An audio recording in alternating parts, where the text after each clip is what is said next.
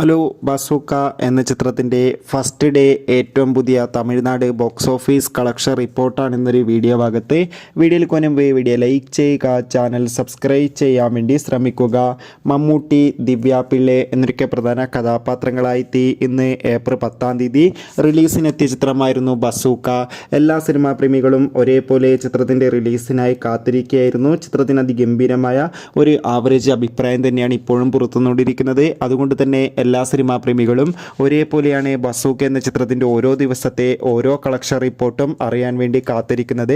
Finally ചിത്രത്തിൻ്റെ first day Tamil Nadu box office collection റിപ്പോർട്ടൊക്കെ പുറത്തുവന്നിരിക്കുകയാണ്. ആദ്യ ദിവസം തമിഴ്നാട്ടിലെ ഒരു ആവറേജ് ബുക്കിംഗ് ആയിരുന്നു ചിത്രത്തിന് നടന്നത്. അതുകൊണ്ട് തന്നെ 20-30 ലക്ഷത്തിൻ്റെ അടുത്ത് വരെ ഇന്ന് കളക്ഷൻ നേടിയെടുക്കാൻ വേണ്ടി സാധിക്കുമെന്നാണ് ട്രാക്കിംഗ് റിപ്പോർട്ടുകൾ സൂചിപ്പിക്കുന്നത്. എന്തായാലും ബസൂക്ക എന്ന ചിത്രത്തിൻ്റെ കൂടുതൽ ബോക്സ് ഓഫീസ് കളക്ഷൻ റിപ്പോർട്ടിനായി നമുക്ക് കാത്തിരിക്കാം. ചിത്രം കണ്ടവരുടെ അഭിപ്രായം